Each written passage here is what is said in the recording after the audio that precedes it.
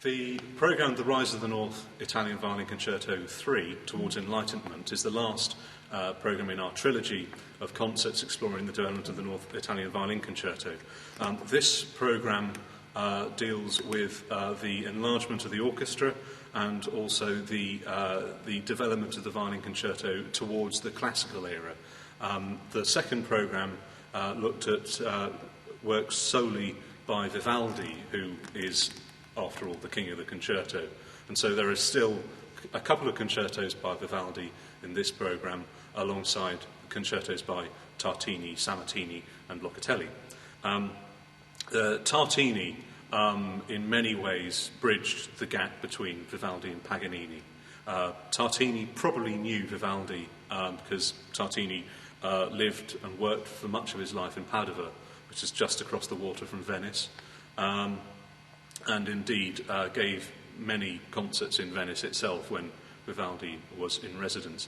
The concerto we'll be playing is one of Tartini's earliest concertos and one of his most virtuosic. As soon as the soloist enters, he goes straight up to a top B flat, so it's very exciting. And also has one of the most beautiful slow movements I've ever encountered in a baroque concerto. We also have two concertos by Pietro Locatelli that are part of his Opus 4 collection, which were published in Amsterdam and written just shortly before he went to Amsterdam, because from the years 1728 until his death in 1764, he just spent his whole life in Amsterdam. The two concertos we'll be playing are one, the Concerto da Chiesa, which is a rather beautiful concerto in C minor, and also a partial reworking of his Christmas concerto from his Opus 1, and also the fabulous concerto for four violins in F major. When we did the first programme, The Rise of the North Italian Violin Concerto, we included concertos for four violins by Valentini and Vivaldi, so it seems fitting that we finish off the series with a concerto for four violins by Locatelli. We also have a very interesting concerto by Sammartini. I know on your website it has been advertising a concerto for two violins by Visconti, but one of the reasons is the first two programmes we've done have always had a vocal element in it, because as much as you sort of try and programme it sensibly, it is a programme about the violin concertos, hence there's going to be a high concentration of violin solo music. Playing a whole evening's worth of concertos is very difficult, very tiring. But this time there's no vocal music, so I've been trying to programme concertos that don't necessarily have such a spotlight on one soloist. So in the course of my research, I found there was a concerto by Visconti for two violins. So I thought, excellent, share the burden a bit with somebody else. However, many of the concertos, Italian concertos from this period, when they say they're for two violins, they're for nothing like basically it's the first violin gets the lion's share of the solo material, and the second violin gets the odd sort of cameo appearance, which wasn't really what I was looking for. In the end, a bit of frantic scrabbling around in December as sort of time marched on. I courtesy of a chap, Simon McVeigh, pointed me towards this Concerto a più strumenti by Sammartini. It's slightly outside the remit of our date period, if you like. I said it was going to finish in 1740. This concerto is from the early 1750s, but it's actually quite useful in order that you can see how classical things had become by just 10 years after Vivaldi's death. And the concerto is scored for two proper solo violin parts, two solo oboe parts, two orchestral horn parts, and strings. It's a very beautiful concerto, and in some ways represents the beginning of the Sinfonia Concertante. And then finally we have two fabulous concertos, one at the beginning of the programme and one at the end of the programme, by Vivaldi for the violin, two solo oboes, two obbligato horns, bassoon, strings, and the concerto at the end of the programme has a large part for obbligato timpani, which is Vivaldi's sole surviving instrumental work that calls for the use of timps. You often find timp parts in his operas, and indeed in his sole surviving oratorio, but his instrumental music, there's nothing apart from this concerto. It's a reworking of an slightly earlier concerto that he wrote in the 1710s, of a concerto for the same scoring without the drums, which was written for the Feast of St. Lawrence. But this concerto is now housed in the University in Amsterdam, is a non-autographed set of parts, and was used for the celebration of the centenary of one of the big theatres in Amsterdam in 1738.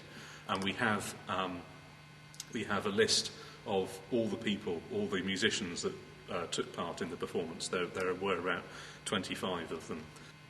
Yeah, we have a lot of information about the situation in which the work was originally performed. However, it is very unlikely that Vivaldi actually had anything to do with the actual performance itself. For the past 20 years, whenever this work has been performed, and that is rarely, there's always this rumour which has resurfaced saying that Vivaldi was in Amsterdam himself to direct and play the solo part for this concerto.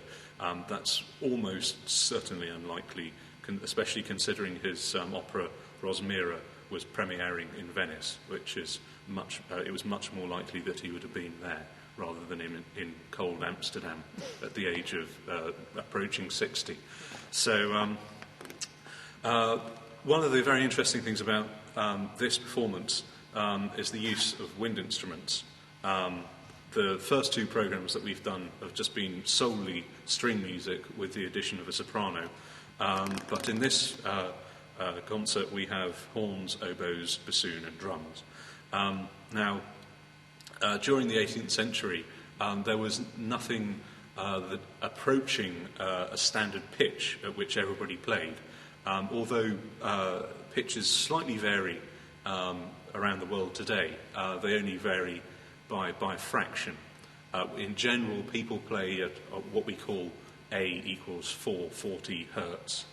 And most baroque orchestras play at what we call A equals 415 hertz, which approximately equates to playing a semitone lower than normal concert pitch. However, we know that in North Italy and Lombardy, especially during Vivaldi's time, the pitch was much higher than this, something like A equals 440 or even 450 hertz.